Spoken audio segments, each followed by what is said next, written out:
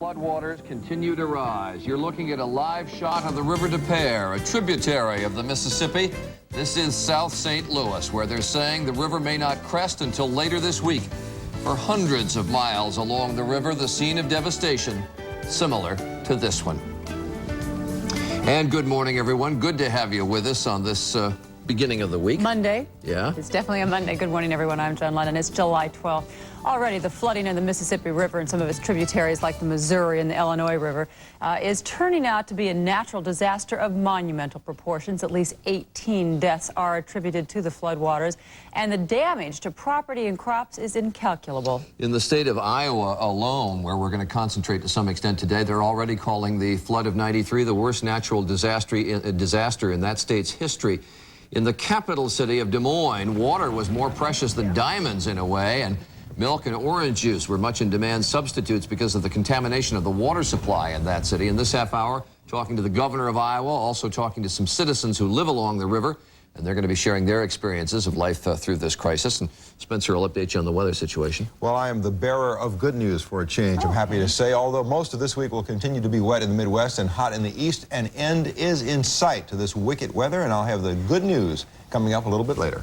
We'll stick around for that. Thank Please you. do. Also ahead, Labor Secretary Robert Reich, who visits us frequently. This morning, we will get his take on the effect of the flooding on the economy, as well as an update on what the Tokyo summit could mean in terms of jobs. Right now, Aaron Brown has all the news of the day. Aaron, good morning. Good morning, Joan, and good morning again, everyone. The center of the flooding story has indeed moved this morning to Des Moines, Iowa. Two tributaries of the Mississippi, the Des Moines and Raccoon Rivers, are making life miserable for the 250,000 people of Des Moines. The whole downtown is underwater. The city's water treatment plant has been flooded out, the water contaminated, which has led to the ironic situation of there being river water everywhere you look, but no water suitable for drinking. Many are without power as well in Des Moines, which adds to the misery. Today, they say there will be no running water, at least running water to drink, for at least a week and maybe a month. Of course, Des Moines is just the latest mess. It is not the only mess. It is not good in St. Louis either, where the Mississippi is not expected to crest until the weekend. The White House extended federal disaster relief to 44 more counties in Missouri, and Vice President Al Gore will survey the scene in the St. Louis area later today. Joining us from St. Louis is ABC's Aaron Hayes. Good morning, Aaron. Good morning, Aaron. It just keeps getting worse here, I have to tell you. People in this St. Louis neighborhood have been told to be ready to evacuate here. This behind me is what's called the River Des Peres, but it's really a city drainage canal. It connects to the Mississippi. It is expected to overflow its banks here in the next couple of days. And several hundred people in the LeMay suburb right across the street have already been evacuated as the drainage canal has forced adjoining creeks to back up and flow into homes. And in that overflow is a great deal of raw sewage, presenting a lot of health concerns in this area. Residents also had to contend with garbage and debris floating throughout this in the last couple of days. They're frustrated and angry. They've built some sandbags in hopes of holding it back, but officials said, get out. Get out in the next couple of days because we don't know how much longer we can hold it back. Aaron? Aaron, you said the river there is expected to flood still. Is there any sense in the St. Louis area that they have seen the worst, or in fact, do they expect it to get worse still? Well, remember, this is a lot of localized flooding along the Mississippi, and then this drainage canal that flows into the Mississippi. In those areas, it is expected to get worse. It's expected to get a lot worse in the River Des Peres area. They're going to shut off electricity here later today because they have an underground electrical conduit that's now threatened by these floodwaters, and people are really upset. They said, we've never seen flooding here. You didn't prepare us for it, and they're rather undone about it. I'll bet they are. Thank you. ABC's Aaron Hayes in St. Louis. This morning we'll have much more on the flooding situation across the Midwest coming up here in a few moments on Good Morning America. And then later this evening, a full wrap-up of today's developments on World News Tonight with ABC's Peter Jennings. Peter will be anchoring from the banks of the Mississippi and have reports from around the Midwest. Now, in other news this morning, there are reports from Somalia that say an American attack executed by helicopters hit its targets in Mogadishu this morning. The Cobra gunships reportedly fired rockets and machine guns at a house of a close associate of the fugitive warlord Mohammed Farah Aidid. At least 4 Somalis were said to have been killed in the attack, as many as 20 wounded. Aidid has been hiding ever since the U.S. led a raid on his headquarters stronghold last month. The rest of America's peacekeeping contingent arrived in Macedonia today. They left Berlin this morning for the former Yugoslav Republic. 300 U.S. troops will join United Nations forces there to help keep the civil war in Bosnia from spreading across the border. So far, there is no immediate threat to Macedonia, but there is a long-standing fear that Serbia might decide to annex the region. North Korea has handed over what it said were the remains of 17 American soldiers killed in the Korean War. North Korean soldiers turned over the wood coffins to a UN honor guard today in a village along the border between the two Koreas. The return of the remains comes one day after President Clinton's visit to Korea's demilitarized zone, the last stop on the president's Asian trip before he headed to Hawaii and some R&R with his family. Here's ABC's Nathan Thomas. With a dramatic walk onto the bridge of no return in Korea's DMZ and a warning to North Korea about building nuclear weapons, the president headed home from his first Asian trip, where he had also won some agreement from the Japanese to help ease the trade imbalance. Across the international dateline and back in the United States for a second Sunday, this one in Hawaii, the Clintons were greeted at the steps of Air Force One by daughter Chelsea with a Hawaiian lei, a tradition that nearly swamped the president by the time he completed the receiving line. The Hawaiian stopover is billed as a working vacation, with the first hours devoted to the military, briefings from the brass, breakfast with the troops. I have to run an extra couple of miles today. Oh, no. Are you ready? But breakfast, I want breakfast. Pearl Harbor was decked out in its finest for the commander-in-chief, who reviewed the modern warships at anchor on his way to pay respects to those who died here on another Sunday morning 52 years ago. At the USS Arizona Memorial, he said the best way to honor the thousands killed was to remain prepared. It is still as clear now as it was then that the United States cannot disengage from the world. To be economically and physically secure, we must continue to be strong. By afternoon, the president was getting into the holiday mood, off to the beach with Chelsea and two of her friends. He and the First Lady dropped by the Aloha Festival on Waikiki Beach, where he thanked local Democrats for helping him get to the White House. The next few days will be mostly vacation as the president makes the transition from an obviously invigorating foreign trip and gets ready to do battle on domestic issues like the budget and gays in the military when he gets back to Washington. Nathan Thomas, ABC News, Honolulu. And one more note from here this morning. The UN Security Council will meet today to discuss the latest confrontation with Iraq. A team of UN weapons inspectors left Baghdad abruptly yesterday after officials refused to let them seal off 2 missile sites. The same 2 sites Iraq earlier refused to allow the installation of surveillance cameras at.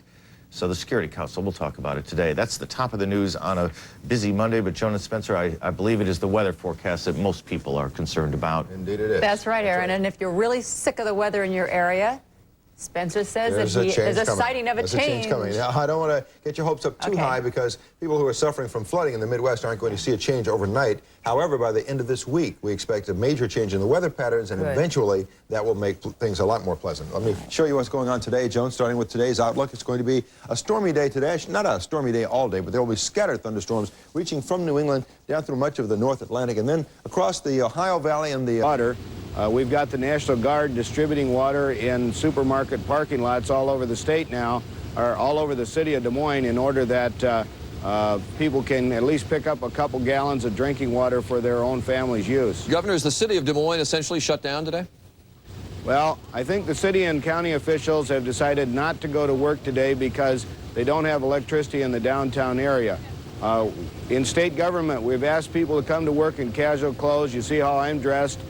Because we don't have water, the air conditioning doesn't work, so it's going to be a little hotter than normal, but we're going to try to provide services in state government even under the very adverse circumstances. But we're understanding of people that can't get here because roads are blocked, or if they have flooding in their own home. And we do have over 7,000 people that have had to be evacuated, and last night the city of Eddyville had a voluntary evacuation. They're downstream here from Des Moines on the Des Moines River.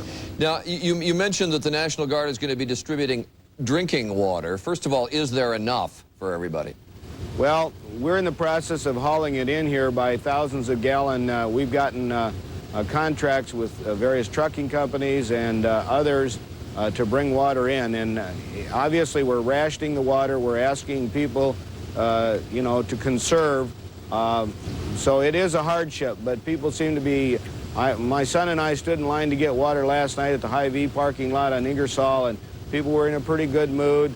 And we had a farmer that had brought well water in from Indianola, and many communities have donated water, and it's just great to see the volunteer spirit as people help each other. But even with the roads that are closed down, there's not going to be a problem getting water in with these contracts you're talking about. I think they've gone off the air. I don't hear. No, can you still hear me, Governor? Governor, have we lost contact with you?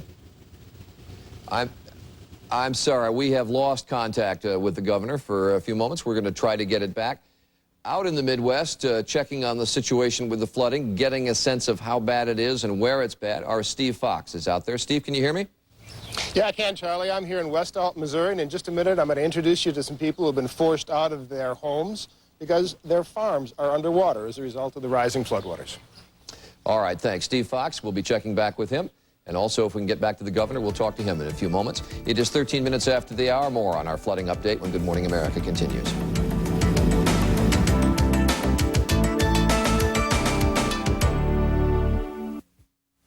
If you want a great car for just $10,499, take a look at the new 93 Ford Escort. Which Escort?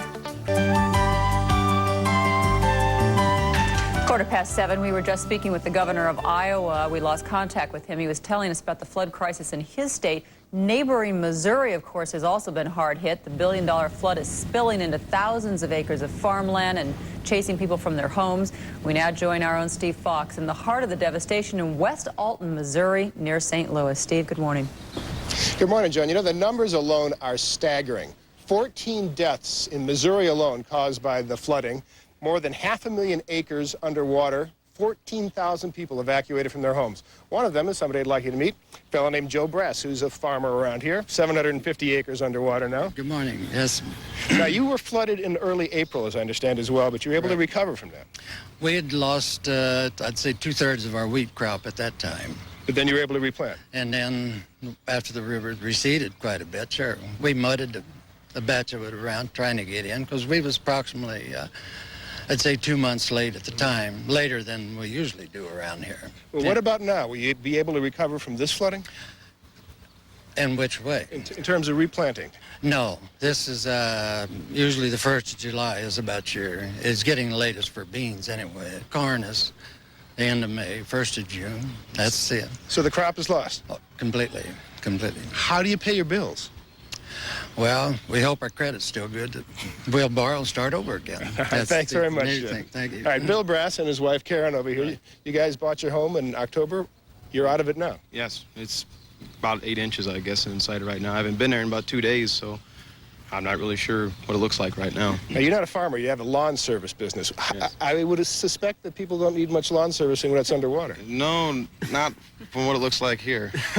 In most of the town, it's about 1/3 of my business is gone for the year. Karen, tell me what this feels like. It's emotionally terrible. You just don't know how to feel. I think your emotions shut down and your instincts take over. You just have a drive, and I think when this is all over, we'll probably all sit down and cry for about 2 days. Do you find yourself exhausted? Yes, mentally, physically, emotionally. You just don't know which way to turn.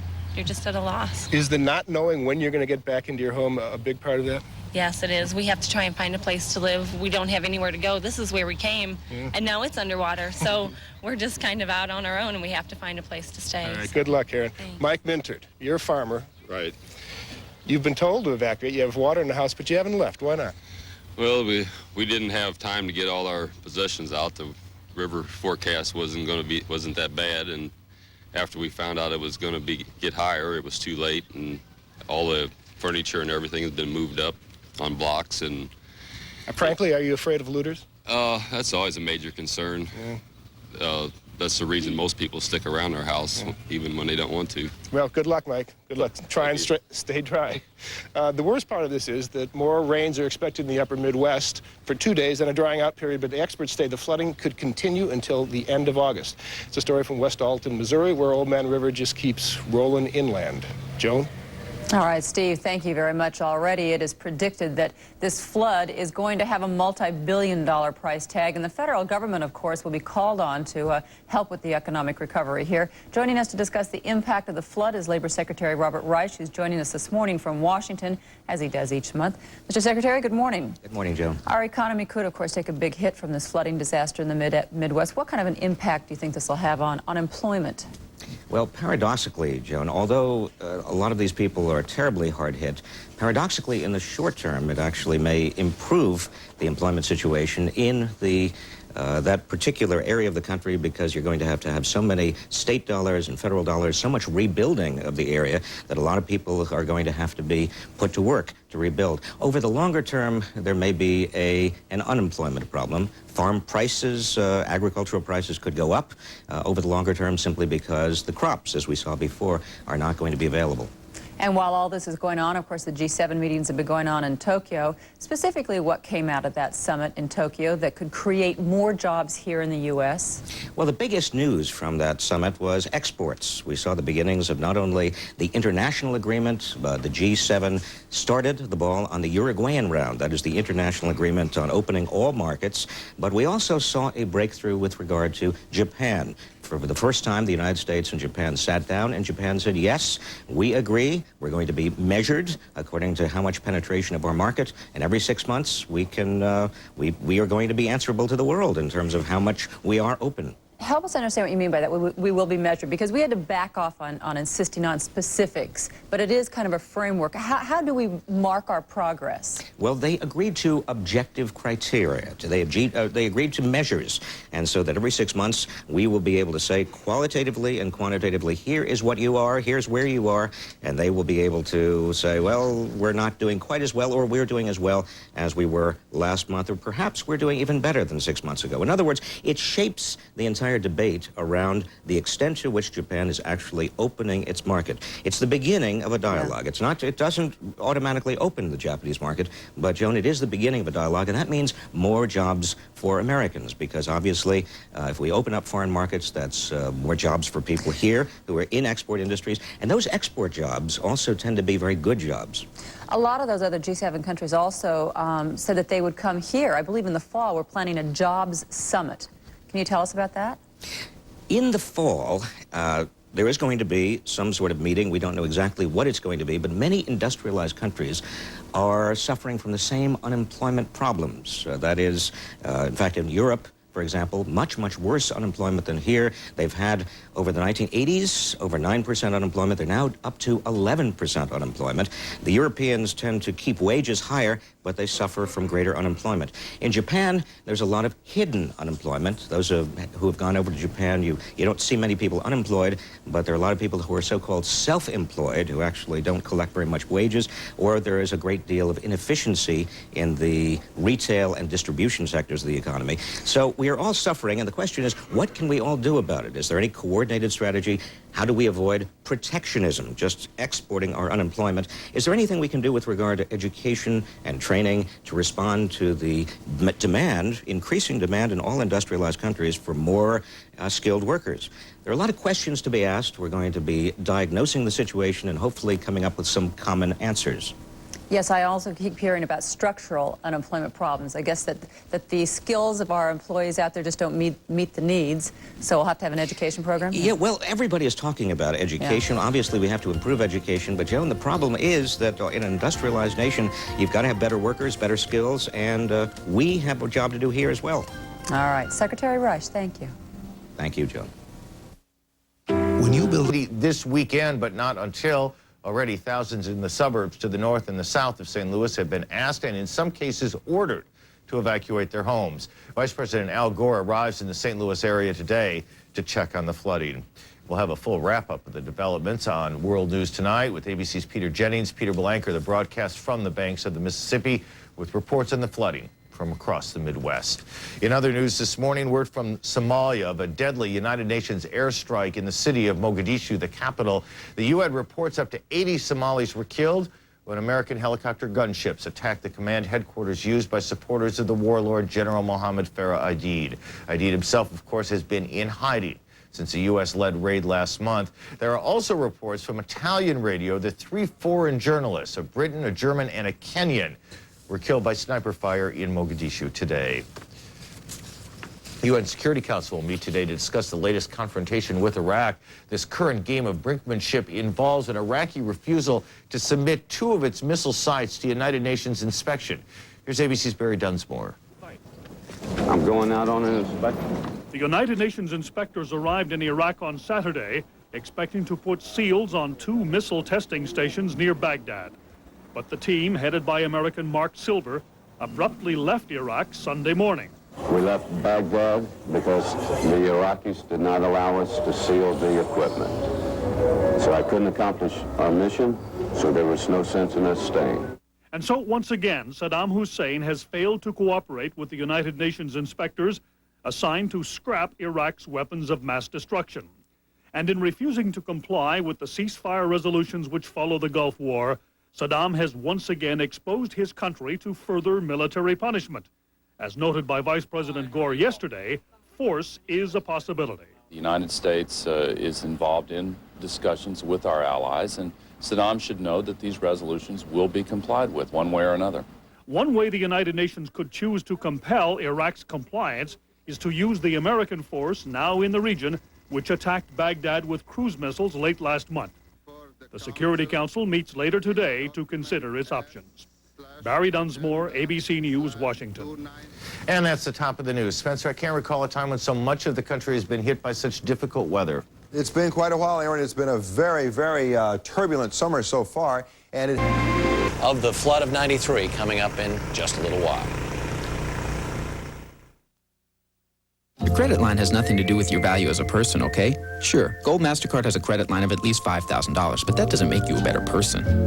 Well, I don't know. Maybe it does. I mean, if knowing that no gold card is more accepted on the planet lets you relax and just have fun, then yeah, I suppose it could have some effect. And you can use your Gold MasterCard at cash machines all over the world, so you can get money in drachmas or lire or seashells, so you can tip generously. Which any waiter will tell you is the true measure of how good a person you are. Gold MasterCard. It's more than a gold card. It's smart money. After 3 weeks of dark chocolate fudge, chocolate raspberry, truffle, and creamy milk chocolate, I lost 6 pounds on a diet plan where I felt totally indulged. It's new Nestle Sweet Success, a decadent chocolate shake for breakfast. Another for lunch, oh yes, and a sensible meal for dinner. You know that. All for the same calories and other diet plans. That even includes a shake as a snack. It's the only diet that starts with Nestle and ends with sweet success. My teeth are sensitive. They hurt. That's a warning. That's why dentists choose Sensodyne to help stop the pain that can make you stop brushing, could lead even to tooth loss. I got the warning. Then I got Sensodyne. For more on this, we're going to go back to Steve Fox in West Alton, Missouri, near St. Louis. Steve? Charlie, I want to point out something amazing to you. You can see that water behind me there? That's the Missouri River. Usually the Missouri River is 1.5 miles back that way. About where the tree line is usually where the banks of the Missouri River are. I'd like you to meet somebody, Mike Hagan, who's the president of American Commercial Line. Thanks for joining us. Could you help me understand how important barges and this river system is in terms of American transportation of stuff? Yeah. Well, this particular segment that's been impacted by the flood is really the major artery for grain exports from the United States, which is one area where we are particularly competitive. The inland river business moves about 60% of total U.S. agricultural exports. And so this major grain producing region right now is choked off from those export markets. So it can have a substantial impact, particularly in the near term. How many of your barges are, well, let's say parked along the river right now? Well, you got to divide it up in two. You read numbers about how many are actually up here in the high water area. That's in the range of 400 or 500 of ours. But we're having to already hold barges back at like Cairo, Illinois, where the Ohio River and Upper meets. And if you throw those barges in, there's about 1,000 that's impacted, which is roughly 1/3 of our fleet. 1,000 of your barges. You're not, of course, the only company. You're about 20% of the business? That's right. So can we extrapolate and say 5,000 barges are probably stopped? Yeah, I think it's a fair number. Yeah, we hear of people even holding barges as far away now as New Orleans, and they'll time the entry into the river with the flood receding. So, any idea when you'll be able to start moving up and down the river again? Well, if you can tell me when it quit raining, probably give you a better one, but it looks like the end of the month before the waters recede enough to get back in with no more rain. So then it'll take a couple of weeks after that for the lock congestion to get cleared. So we're probably going to be fouled up to some measure through most of August. Wow. From a consumer standpoint, will this lead to higher prices for, say, food? I don't think so. I was watching your network yesterday, and Secretary of Agriculture was on, and he likened it to the '88 situation where you had widespread drought and a lot of crop losses, and that resulted in about a 0.5 point rise in the CPI. Don't see that sort of thing this time. So I don't think the food chain is going to be that disrupted. Even though the stuff is not getting out of the Midwest? Why not? But mostly what we move, again, is going to the export markets. So we will have some bumps in getting exports to the world markets, but no, I don't see a major impact on food prices, and that would be the main area that would be affected. Very briefly, how many of your workers have been laid off as a result of this? We've got about 50 towboats with a replacement value of about $6 million apiece, and it takes a crew of 10 to operate those. So most of those crew people are affected, but with layoffs because we can't move. Right. We keep some of them on the boats for safety purposes. But we're talking 500 people. Just for one company. Thanks very much, Mike. Thanks for joining us this morning. Okay. Charlie, that's a story from West Alton, Missouri. Back to you. All right, thanks, Steve. More tough details on the situation in the Mississippi River. It is 18 before the hour. Next, we're going to shift gears, examine another natural phenomenon, a look at the Grand Canyon with our science editor, Michael Gillen. Good Morning America continues here on ABC. They have made the wrong decision. The problem in St. Genevieve is the town doesn't have a lot of money, and they have to bring 25% of the cost of the levee to the party. The federal government brings the other 75%. The town just has never had the money to do that, and so they don't have much of a levee. And isn't that one of the other interesting aspects of this?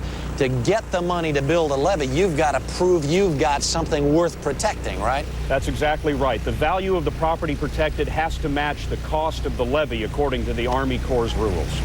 Scott Pelley, we thank you for joining us here on the banks of the Mississippi and just about flooded downtown Alton. Paula? All right, thank you both. We're looking at 17 minutes before the hour. Dr. Howard Torman is coming up to tell us what we can do to survive this heat in some parts of the country. We'll be back. An interview with Mr. Television, Milton Berle. 44 minutes after summer is the perfect season for intrepid travelers to strap on the backpacks and hit the trail. Who better to lead the trip than our science editor, Michael Gillen, as we kick off a week-long series of his finest excursions entitled Michael Gillen's Great Adventure. And we begin our journey at one of nature's true wonders, the Grand Canyon.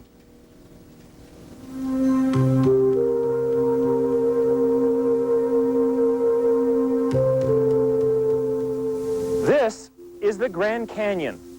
People come out here and they wonder, how was it formed? Well, it was not carved out by a glacier, and it was not cracked open by an earthquake. All of this is the result of simple erosion. Most of the erosion is due to the Colorado River, the second largest river in the United States.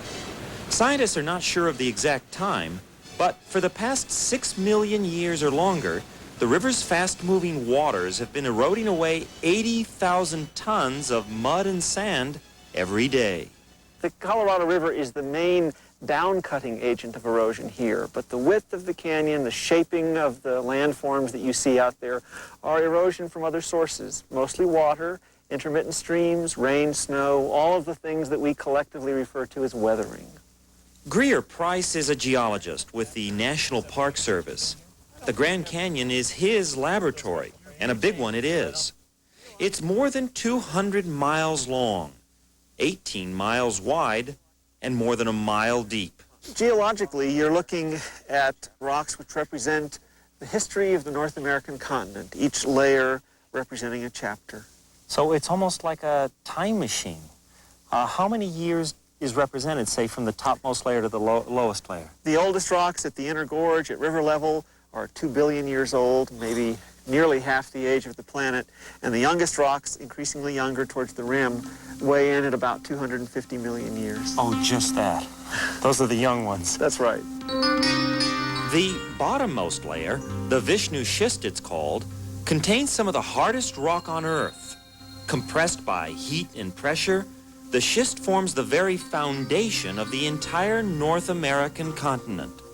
Just as interesting, the topmost layer, the Kaibab limestone, used to be at the bottom of an ocean that covered the Southwest 250 million years ago. To take a closer look at this surface layer, we hiked down the Kaibab Trail. It was hard to believe, but for every foot we walked down the canyon, we were going back in time 750,000 years. Now, is this a good spot to get a close-up look at this Kaibab limestone? Yes, these are classic shallow water Paleozoic marine limestones. Marine meaning that these were deposited in ancient marine environment, salt water. These nodular masses you see here are chert nodules, very common in shallow water marine limestones, particularly the Kaibab limestone. And inside the nodules, you'll occasionally find fossils. This is a fossil sponge. A sponge? The fossils are one of the most compelling lines of evidence we have for their age, for their environment of deposition, and so on.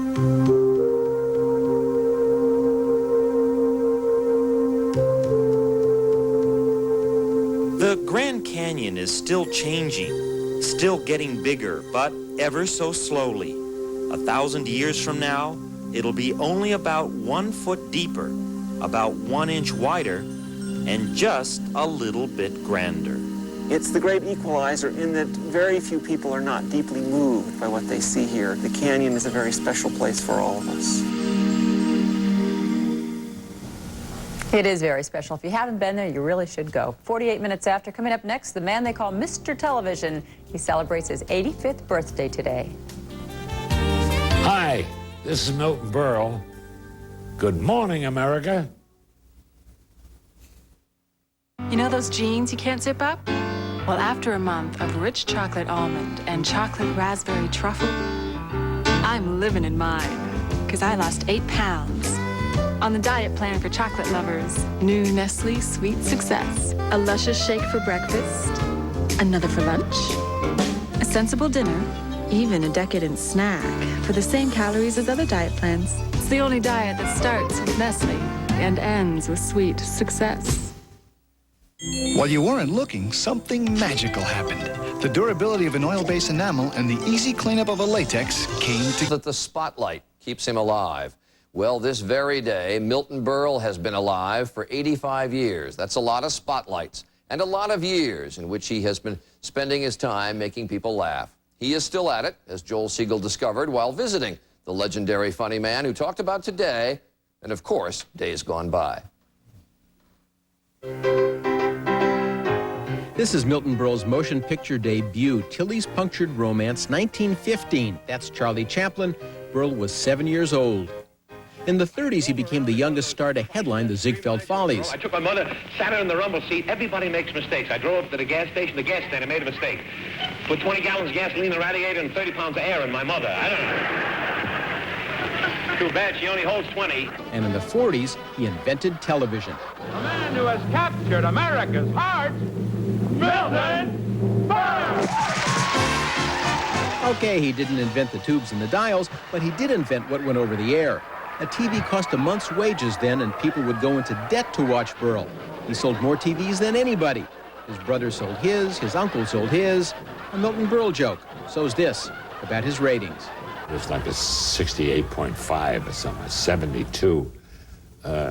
Nielsen. Of course, there were only 72 sets. That's my joke, which is wrong. But not by much. America stopped on Tuesday nights. We'd wait to see what insane costume Uncle Milty would wear. And wait for the raucous laugh and a pow of a put-down. Lady, don't laugh. You may have children of your own one of these days. And we didn't know that lady was his mother. But my mother was my best audience, and hey, she's in Baltimore. When I was in Baltimore, she used to sit in the audience every show, laughed at this, she laughed at the questions before I even told the punchlines. Makeup!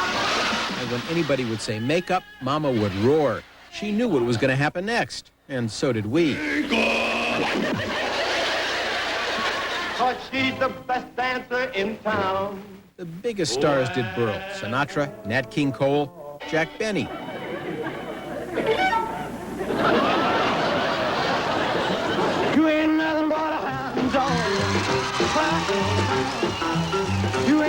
Elvis Presley did Burl before he did Ed Sullivan. He was adorable. He was adorable. He was so handsome, so young and very shy. You know that scene that we do in there where he said, "Oh, I don't like it. The girls all pick." He really meant that. I don't like it. All these girls screaming, always tearing your clothes off, and always, you know, trying to rip you apart, always trying to kiss you. I don't like it. You don't? Someone must have stomped on his head with those blue suede shoes. These shows were live. They were originally done live. Some of them were dead, but most of them were live. But we didn't have any cue cards, didn't have any teleprompters, didn't have any of the phony laugh machines. They got what they saw, and they saw what they got. You listen to me. I'm Burl. Burl, Burl, Burl, Burl, Burl. Two Burl eggs. They were live, not filmed like I Love Lucy. They were saved on kinescopes, literally a movie taken from a TV screen. That's why the look is grainy. The shows haven't been syndicated, the shticks haven't been seen, and Burl, 85 today, is making these tapes available to the public because he wants to be remembered. Are you going to retire? Any plans to retire? When you say retire, it reminds me, somebody said to Burns, a couple of years ago, "When are you going to retire?" And Burns said, "To what? I know of nothing else. I've been in show business all my life. I have nothing else but grease paint, laughs, and tears." Happy birthday to Milton Berle. Two favorite uncles in this country, Sam and Milty. 5 before the hour. Good Morning America continues after this. You want energy all morning? A good breakfast makes a difference. Don't miss Grape Nuts Discover the Difference Week. Here's what you'll discover. Now I don't run out of energy before I run out of morning. Discover how breakfast with Grape Nuts helps keep you success. In our next hour are some very helpful tips to keep your pets cool during this potentially dangerous hot weather. And then our math magician, Scott Flansburgh, and some young friends ready to baffle Charlie and me with his calculations. Scott was here not long ago. Yeah. Got a lot of reaction to that. He's going to be back with us. Also this morning, the true story of Snow White and the two gents who created a classic. Plus a last hurrah for the checker cab. Remember when you used to ride those in New York? A few of them still around, and they're having a reunion here in New York. That's right. We'll join the reunion. So we'll be back. Stay with us. See you later. Aaron, there's actually some good news in Des Moines this morning, and the people of Des Moines certainly needed it. As late as last night, emergency officials had said that it would be at least a week before the 45,000 homes which lost power when a substation was flooded actually got their many of them actually got their power back. 4,000 now are without electricity. The rest have had power restored. Water, however, is another story. 250,000 people, the entire city of Des Moines, lost water service Sunday when floodwaters went over a barrier protecting the water treatment facility. Water tankers have now been set up all around the city and all through the night.